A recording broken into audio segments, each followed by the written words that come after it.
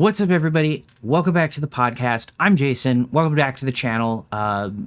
This last couple of weeks has been a really interesting week if you are a cinema camera and cinema lens fan. Whether you're a user, whether you're an aspiring user, YouTuber who wants to start working with this stuff, is trying to step up into that category of equipment. This has been a really interesting week, and that's what we're going to talk about in this video, or podcast, I should say.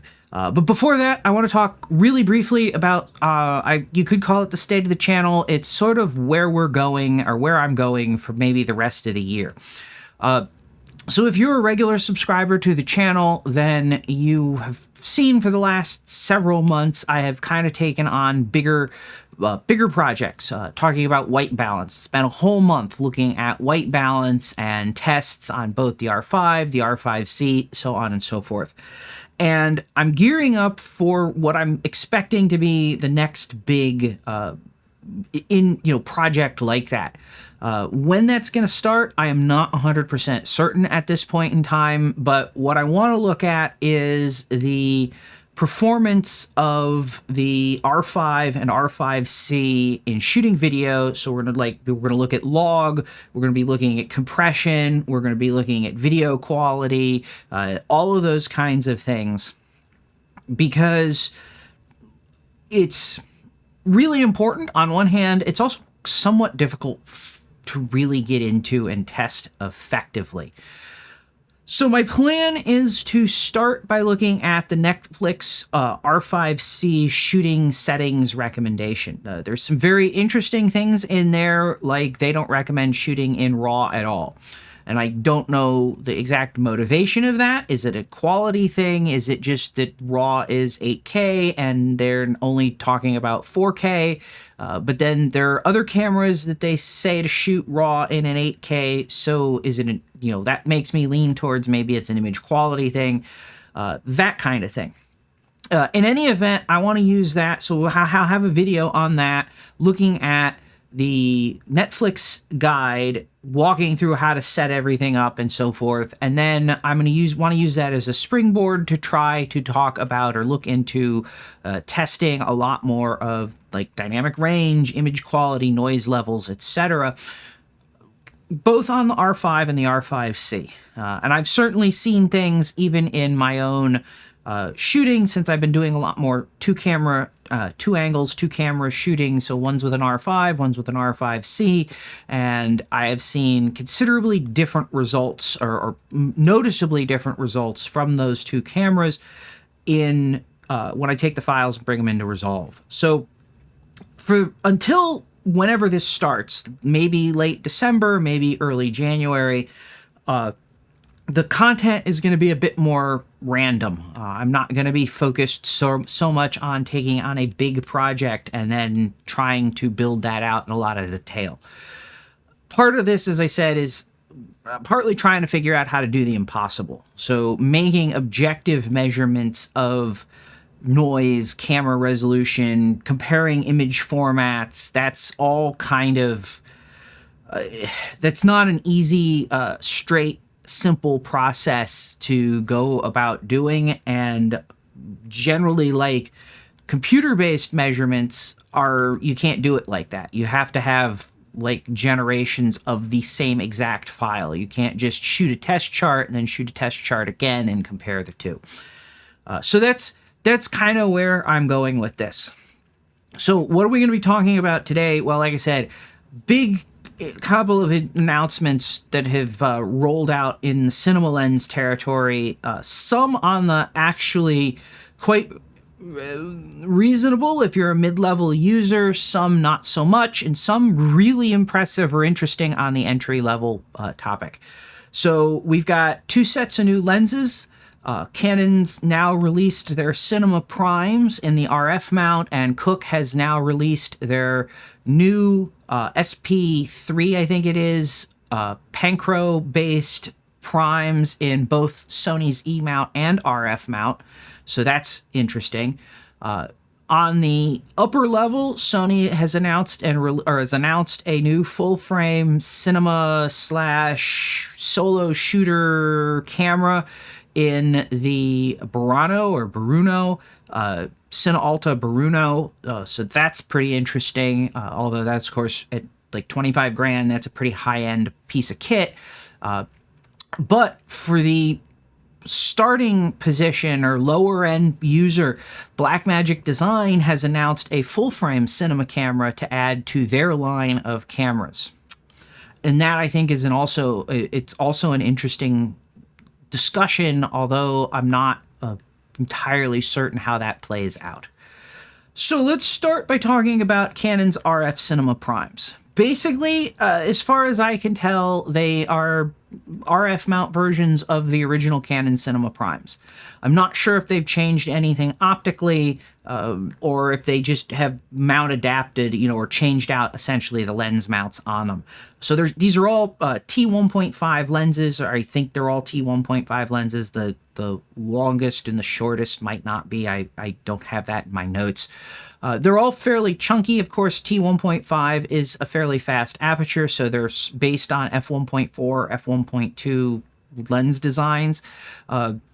So they are all somewhere between 4.6 and 5 let's just call it 6 inches in length, so 118 to about 140 millimeters. And they all weigh about 2.9 to 3 or 3-ish pounds, somewhere in that range. I think that should have been 2.6, but I typed 9 for some reason. Anyway, that's like 1.3 to 1.5 kilograms. Those are more accurate. So these are kind of big, kind of heavy, but they follow the standard cinema lens design process of they all have 114 millimeter front diameter. They can take 105 millimeter filter. They all put the control rings in the same position, so you can change the lenses on your setup without having to move your follow focuses and all of that. And they have a 300-degree focus rotation. They're also $4,000 each, which, if you've ever looked at, this is, I think, the big thing that Canon, I want to say, started. Sigma certainly has picked up, and we've seen a huge growth from very much lower cost options. But in the higher end cinema lens category, the Canon cinema lenses have been very cost effective for what they are and what they're delivering compared to what things used to cost in the past. Now, of course, because these are RF mount lenses, these lenses deliver full distortion correction capabilities to the EOS R5 and C70. So all of the optical lens corrections, basically, it acts as if you had a full-on straight RF mount, like regular lens, regular camera lens, so 70 to 200 or whatever. It acts like you have that, but of course, being a cinema lens, it's full manual focus, full manual aperture. Now, my question here, and this is kind of out of left field, but my question here is, why did it take this long? In fact, why is this even a thing? Canon has in their both Sumire, I know I'm mispronouncing that, and their original primes and most of their other cinema lenses has interchangeable lens mounts. So you can go from EF to PL and vice versa. Some you have to send them to Canon, some you can do the conversion yourself. Why wasn't there an RF mount conversion? And I don't mean like, well, you just put the EF lens on an EF to EOS R mount adapter. I mean, like, why wasn't there just a mount conversion for the lens? All of the stuff that the lens, I mean, this is, maybe I'm just, all of the lenses have, especially like the EF mount lenses, they have electronic capabilities, they have distance information and stuff like that. And even a lot of the PL mount lenses that Canon makes in their cinema line are Cooke/I with Zeiss extended information. So they all provide data back to the camera. And of course, the RF mount means that you're sticking a inch thick mount adapter, more or less, between the camera and the lens. So why isn't, it should be relatively trivial to have a mount adapter that has the electronics in it to convert the EF or PL mount lenses, focus distance information and whatever, into RF. And store the distortion correction information that the RF lens, that the RF lens provides to the camera. I don't quite follow why this was such a long-running thing. It really seems to me, or why this is even a separate thing. Like, it really seems to me like this should have just been an announcement at best that you could now get RF mounts for your cinema lenses, or you could get the cinema lenses like in RF mount, but you could also just get conversions for them to RF mount. I don't quite get why that took so long. Certainly it's, you make a lot of arguments, but when you're talking about lens conversions and mount adaptation and whatnot, like it would have been, if I was running Canon, which arguably would probably end up with it going bankrupt.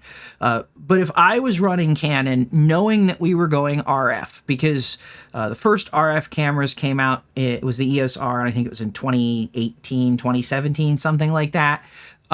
No, that camera was in development long before it came out. Knowing that we were going RF, knowing that there was going to be a mirrorless format, not necessarily even needing to know what the format was and what the protocols were going to be specifically, but knowing that there was going to be that, I would have been directing the cinema lens division to build the lenses in such a way that a mount adapter could be added to the lens that could do what was needed to be, do what it needed to do to make that lens RF, whatever future mount. Because this is one of those that doesn't need to even stop or be at RF. Talks to the lens and then interfaces that lens design or information to the camera in the language that the camera needs to understand. So, yeah, I don't quite understand why this is the way it is in some respects. Now, number 2 on the lens announcements is from Cooke, which I was actually really surprised to see this, but I guess it's not so terribly unexpected if you stop and think about it either.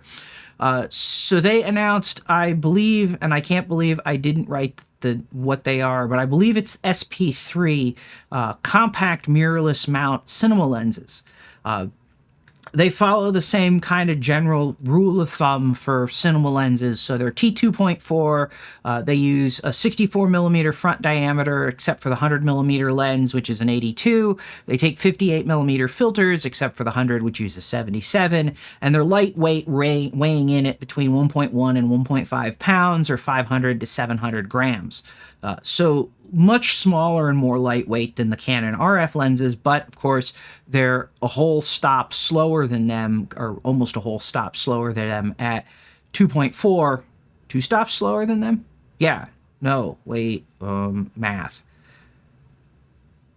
Over a stop slower than them at 2.4 instead of 1.5. Additionally, they are completely manual. Now, they are mount convertible. They come E-mount and with an RF mount conversion kit, essentially, in the box. So you can buy them, change the mount, and have them either work for Sony's E-mount or Canon's RF mount, which I think is really smart.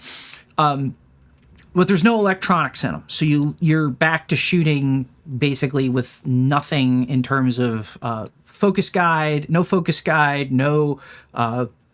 aperture information, etc. And I don't know, but to me this feels like a failing on Canon's part. Canon, the lenses are $4,500 a piece. Cooke is by no means a cheap, like they're a long-running manufacturer of high-end cinema lenses and cinema gear. The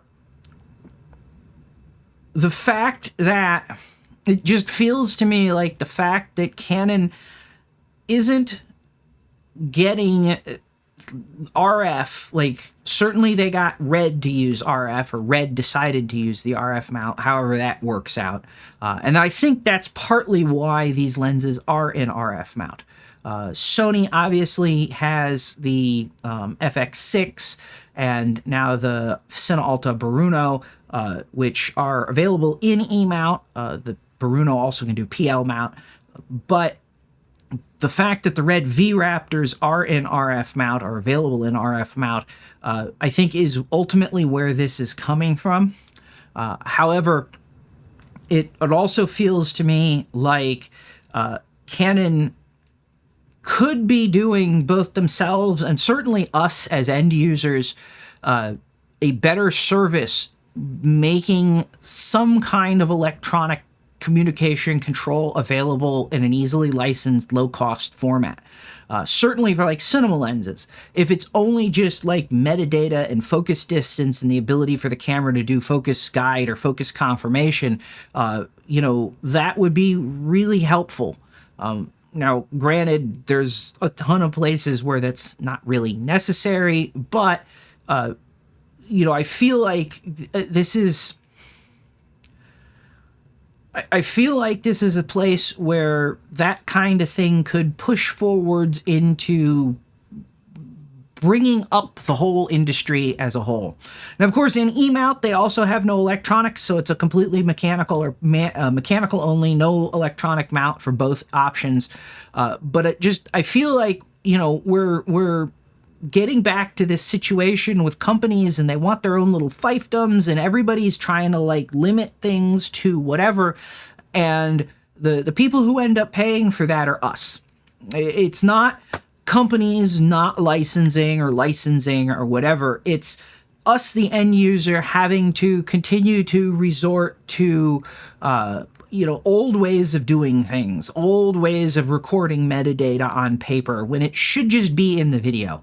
And it should be something that Canon, Sony, Nikon, Leica, Sigma, you know, like all of these companies, you know, and including, you know, you go into the professional cinema world, Cooke/I technology and the Zeiss extensions.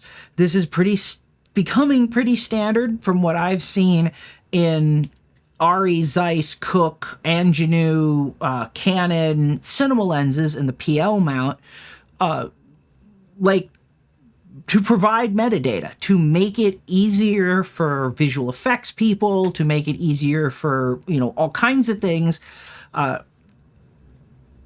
It's electronics are cheap, and it shouldn't be a big deal to have electronics in a lens that at least can provide focal length metadata, aperture metadata, you know, that kind of information. I mean, you know, I'm not so concerned about, oh, well, you know, I need motors and servos and whatever.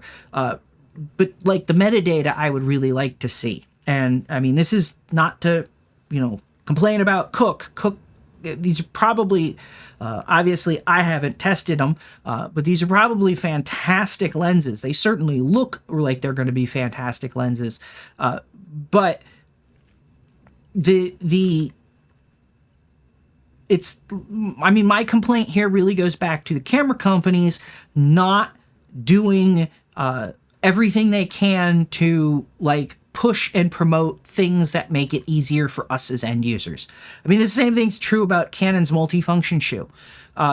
There's one accessory that uses it that isn't made by Canon, and as far as I'm concerned, the multifunction shoe is an absolute complete waste of time. Like, I have zero interest in it.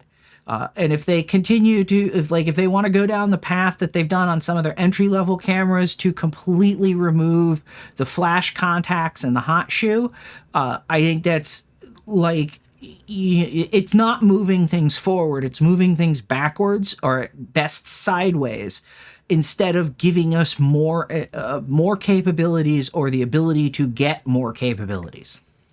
So anyway, that was lenses. Now to cameras. The first one I want to talk about, and I think this is super interesting if you are a entry-level user, is Blackmagic Design's full-frame cinema camera. And so just some overall kind of like specs or whatever. I mean, certainly go check out their press releases. Again, I haven't tested one of these. I think what's interesting about this is the situation that this kind of creates and the features it has and doesn't have. So lens mount is Leica's L mount. Obviously, Leica is very interested in licensing that lens mount.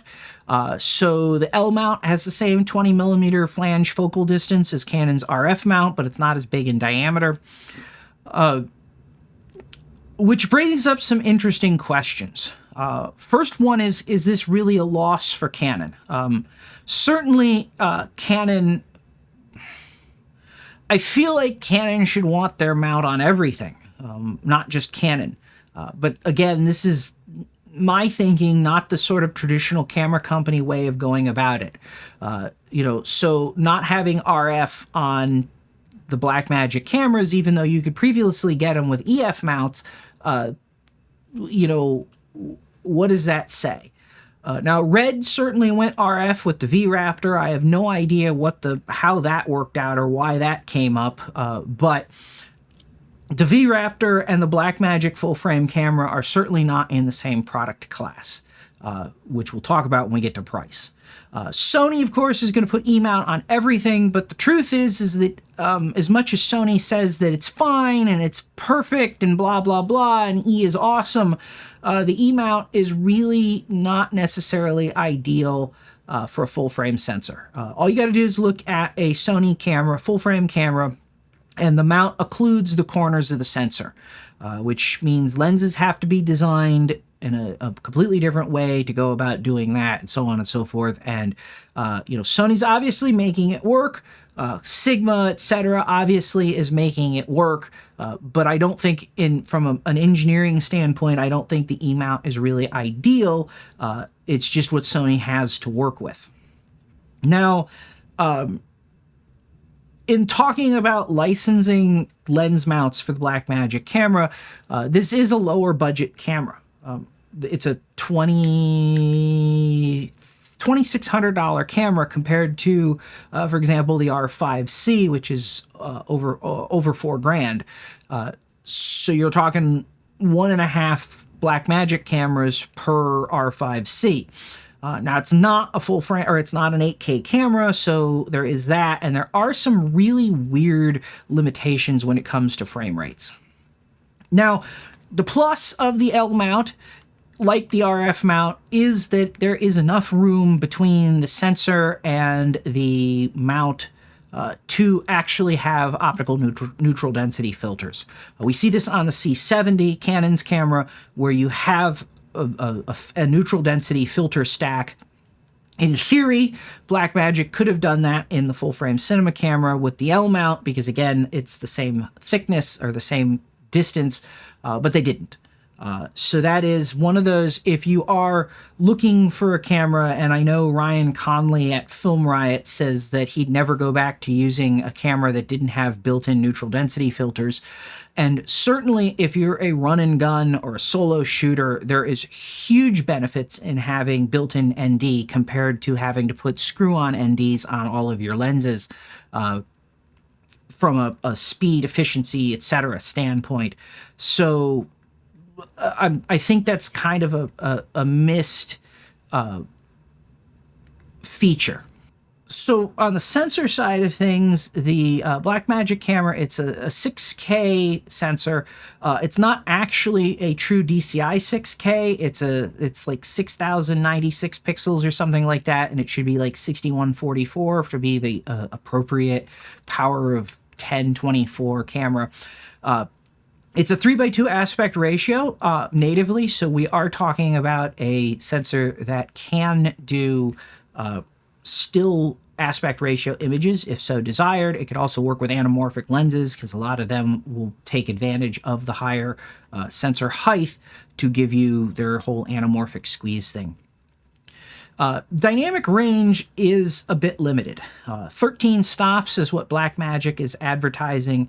Canon gets just shy of 12 on the R5C at 8K, and when you downsample it, it actually should be better, simply due to the noise, reduction of noise. Not the greatest, and of course Blackmagic advertises, I think, 14 or 15 stops on their Super 35 format cameras. So Not looking, that's not the greatest number I've seen. The frame rates are where things get a little weird. 36 frames per second on the full open gate 3x2 aspect sensor area, which for a 6K camera, I mean, okay, we're talking about 24 megapixels here. It's not the, because we're not doing the vertical crop for the open gate at least. That's still pretty low. Certainly you could do 24 and 30 frame per second content with it, but you're not getting 60 frames per second at 6K. You're not getting 50 frames per second at 6K. I don't know. It can window at 1080p for 120 frames per second, and it can window for 4K at up to 60 frames per second. If those are limitations that you can work with, and of course windowing 4K at 60 frames a second versus being able to shoot 4K at 60 frames per second downsampled from the full sensor area, at least that's how I'm reading the specs. I could be wrong. Again, I don't have one of these. I haven't tested one of these. If you can live with those limitations, the camera looks kind of reasonable. Like I said, it's less than $2,600 MSRP, which makes it, you can put PL lenses on it. You can put Leica L or Sigma L series L mount lenses on it. But you can get them reasonably inexpensively. That's not something to sneeze at. If you're, if you're setting up a YouTube channel and you're going to do multiple angles, say you're doing podcasts or something, because these are cinema cameras, they have no record limits that Blackmagic cameras never have. If you're setting up podcasts, you could do full frame or Super 35 crops from these in 4K from, a variety of angles on a reasonable budget. Now, I don't consider this to be competition necessarily for, say, the R5C. Obviously, it's newer, so it's a little bit better in some respects, but I don't think it's as good in a lot of respects. But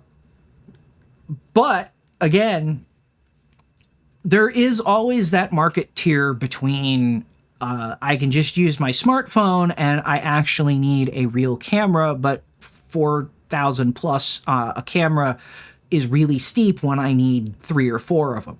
And I think this has got a place. I think this is going to fit in really nicely for some upper lower end, lower middle end tier type productions.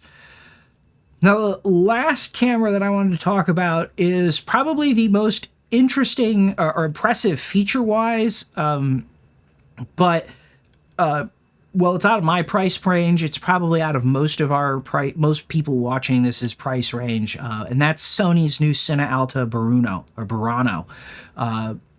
Full frame, 8K, autofocus with E-mount lenses. This is something that, again, autofocus on cinema cameras, I know the Hollywood position is manual everything. We don't want autofocus. And I'm not going to say that this is because it's going to take jobs and second ACs are not going to have proper training or anything like that. There are good reasons to manually focus. Autofocus, if you step back and you look at what is and isn't good about autofocus. Autofocus is absolutely phenomenal at actually measuring and positioning focus. Computers can make way more calculations per second. They can make it way more accurate. They can use much, much finer information so they can read out sensor, data at micron levels where we have no hope of ever being able to have that kind of precision with our eyes. They can drive lens motors faster. They can, again, like I said, do the calculations faster. But what they can't do is understand what's happening. And this is part of the reason that I like Canon's focus guide on the cinema cameras and the R5C and now the R5 and the photo cameras so much, is the camera is doing all of that thought process at least for measuring focus, but then it's presenting it in a way that's easy to interpret and understand for the user if they're actually pulling focus. And if you go back and you look at the history of focusing in, say, Hollywood, and you look at the way, even to this day, things are done, one of the most reliable ways that movies are actually focused is with a tape measure. You measure to where the mark is for the person, and you set that distance on the distance scale on the lens, and you follow focus and you mark it, and that is not really impressive when you stop and think about that. And really good second ACs are good, can pull focus with peaking, and they can pull focus in much more dynamic situations, but they're still not as good as a computer. Sorry. Like, they know where things are going, but when it actually comes to, like, measuring things, a computer's still better. And this is one of those things that I feel like every cinema camera should have the capability of measuring focus, phase detect measuring focus from the sensor. Whether you translate that into anything other than a really intuitive way for the user to see where things are, where they want them or not, or go further than that is certainly, a completely different question. But when it comes to actually having proper information in the camera or available to the user, this is something that I think absolutely should be there. Now, of course, if you're a solo shooter, autofocus is like invaluable simply because you don't have somebody to pull focus. You don't have, you have so many tasks that you need to take care of, that this is like almost a necessity, at least in my experience. And of course, the Burano is being designed for solo shooters, and so that makes a lot of sense why it would be there. Second, they've added an electronic variable neutral density filter. So this is pretty typical of Sony's cinema cameras. I think they've got it in some of their other cameras. I'm not entirely sold on this over straight up optical variable or optical neutral density filters. So you see, if you look at a camera like the Canon C70 with the variable, with the neutral densities in it, that's done by having multiple glass neutral density filters, and you move them in and out of the light path in front of the sensor to get the exposure. My understanding of the variable neutral density that Sony uses is it's similar to the technology that Panavision patented, in that it's basically like a LCD monitor. It's not an LCD monitor, don't take that the wrong way, but you are electrically controlling the cross polarization of light to darken the image. Now, I got my qualms with that because ultimately you have a polarizer in front of the lens or in the optical path, and if you don't want a polarizer, you can't really get rid of it, because at least that's my understanding of how these technologies work.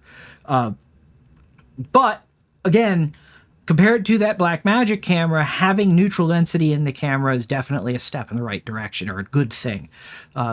Sony's advertising 16 stops of dynamic range. That's a nice plus.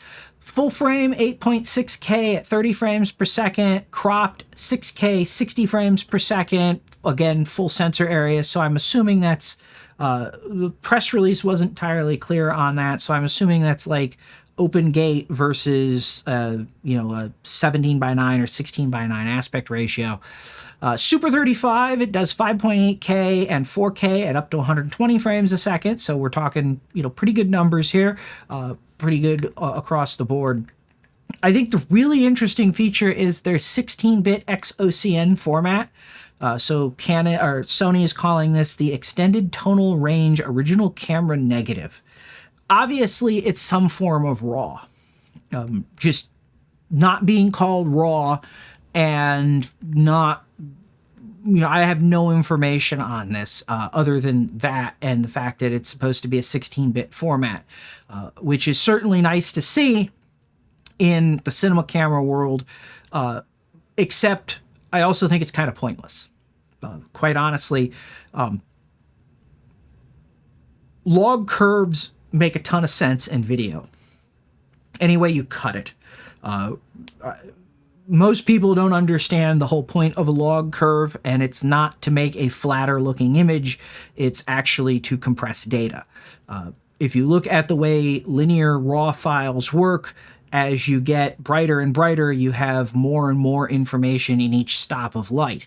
And you get to a point where photon shot noise means that you don't use or need all of that data. So you are essentially in a linear raw format. It's wasteful. It's simple to kind of do, but it wastes bits as you get into the brighter stops in a any format file. A log curve gets rid of those wasted bits. And since they aren't needed anymore, you can take that, say, 16 stops of dynamic range, and you can save it in 12, 13, 14, whatever bits worth of actual data. And this is how you get 16 stops of dynamic range from a Canon C300 Mark III in a 12-bit file. And it's not like if you had a 16-bit file, you would have something better. If you had a 16-bit file, you would have a lot more useless information in the brightest stops. So I don't quite follow the reasoning from, at least from the engineering side of things, of the push to have a linear raw format in a cinema camera. I don't even see the value necessarily of having a linear raw format in a still camera. It's sort of like the simplest, fastest, easiest level of compression right out of the gate. And again, it's Nikon's lossy raw from the mid-2000s, designed, and this is the cool thing about Nikon's lossy raw, it was designed around the data that it was collecting. So it wasn't even really lossy in the sense, it was that it threw bits away, but it wasn't in the sense that those bits were just photon shot noise, and that allowed them to take a 12-bit sensor output and drop it down to a little bit over 8 bits of actual what you needed to store to make that image perfect or fine. So the final thing on the Burano, this I like to see, it's running CF Express Type B and SD cards. I am a huge fan of that. I really wish that, totally side thing, but I really wish that Atomos would run CF Express cards in their Ninja recorders instead of CineAlta SSDs. They're smaller, they're lighter, they're less of a pain in the butt to deal with, and I already have them for my cameras, so I wouldn't have to buy more stuff to have. Anyway, the downside to the Burano is it's 25 grand. So this is a red V-Raptor competitor, which is fine. I mean, this is the aspirational part of it. You know, we've talked about how Blackmagic's full-frame cinema camera is a really interesting camera for that lower end, and the Burano looks like it's going to be a really interesting camera for that higher end. So, yeah. Anyway, that was what was new that really caught my eye in the last couple of weeks, at least in cinema land. I hope you found this interesting. If you did, or you have some thoughts of your own on this stuff, let me know in the comments. If you did find this interesting, let me know by hitting that like button. If this kind of thing seems like it might be your kind of thing, please consider subscribing if you're not already. And if you'd like to support this channel and content like this, please consider hitting that thanks button down below. And again, as always, thanks for watching, and I'll see you next time.